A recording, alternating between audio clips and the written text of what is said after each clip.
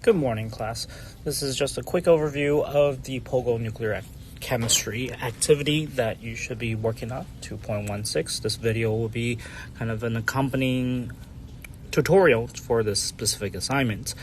What I want you to be aware of is this does ask you to recall some of the concepts that we did earlier in the semester as well as last quarter.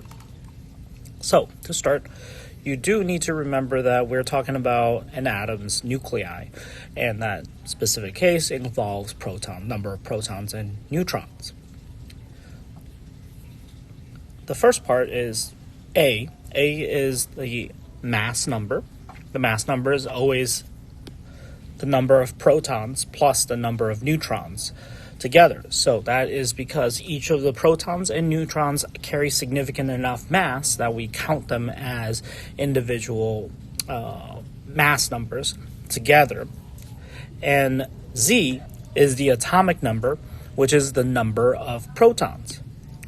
So therefore, if you would like to find the number of protons, you simply need to find the number that's written on the lower left-hand corner. Or the other possibility is to look up the periodic table and find out what the element is based on the chemical symbol, which you can do by reading the character or the letter that represents it, or two letters possibly, that represents which element it is. You will be expected to have a periodic table open for this part to work. You will have to look up the element by its symbol and determine the atomic number to figure out the number of protons.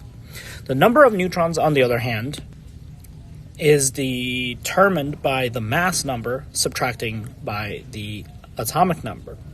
So for example here, carbon-12 is a very specific isotope of carbon, where we know that from the number 6 here, you have the number of protons already given to you. Now you need to determine how many neutrons there are. So what you would, first of all, write down there is 6 protons.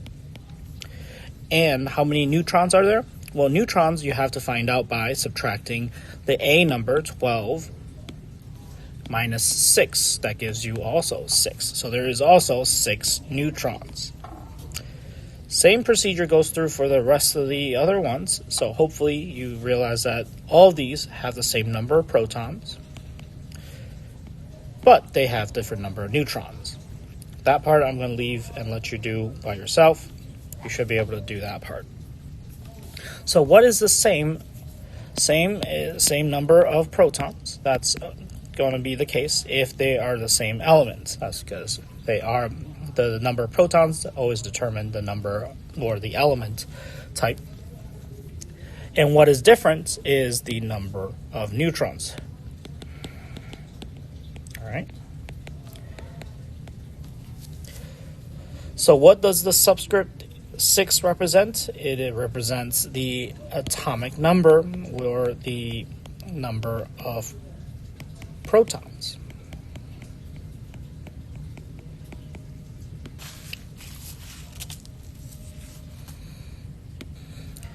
So here's the part about nuclear reactions. We're talking about the changes in the composition of nucleus of any given atom. This is not normally considered a chemical reaction, but it really depends on how it is, because sometimes it does involve a change in chemical properties, so therefore it becomes a chemical reaction. There are 3 major types that you should be aware of: fusion, fission, and radioactivity decay. Fusion is when you combine multiple nuclei into a larger nuclei, so usually 2. And fission is the opposite, where it's splitting the atom up. Right? And in the terms of radioactive decay, the radiation will be the cause of these particles separating from the original parent nuclei. And this breakdown, there are actually quite a few types here. So some of them are a lot easier to remember than the others, but what you should be aware of are these 5 major types: alpha particle, beta particle, gamma, neutron, and positron we are going to not deal with as much, but that is kind of the basis for a PET scan PET, positron emission tomography. So let's take a look down here. So critical thinking questions. What does the subscript or the smaller number indicate in table 1 again? So these numbers are indicating what's the change in the number of protons. Because if you're looking at it here, helium is essentially 2 protons leaving the parent nuclei to form a new daughter nuclei, in this case, which is a helium nuclei. Because it has 2 protons, atomic number 2 is helium. Same thing with the beta particle. Even though it is a -1, what that means is it's essentially losing a negative charge and forming actual extra positive charge in the atom itself, the parent nuclei. And that could be a little bit different. So, question 5 and 6 both are dealing with the number of protons, because, for example, right up here, we're talking about what does the little number, subscripted number, represent? That is still talking about the number of protons, all right? Which makes sense because we're still talking about the same thing. So in the following nuclear reaction, number 8, you can see that this uranium was 92, becoming thorium because the helium split off. So what type of radiation is produced? You can match it up with the symbols up here. So which symbol does it closely resemble? Is it alpha particle, beta particle, gamma, neutron, or positron? I can't even pronounce it correctly.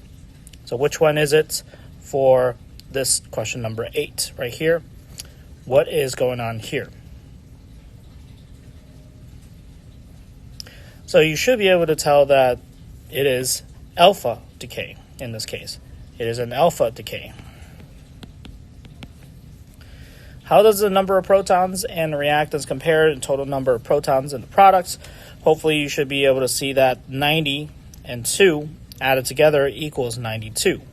So that is just another way to check and make sure this equation makes sense and the conservation of matter still is the situation. You still get the same number of them. So therefore, it is equal out. Both sides equal 92. So how does the number of neutron compare? It is also both sides equals 238.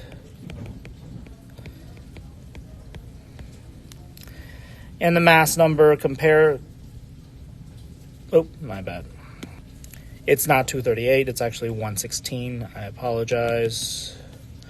Equals 1 is 146. I apologize, because 238 minus 92, it's 6, 4.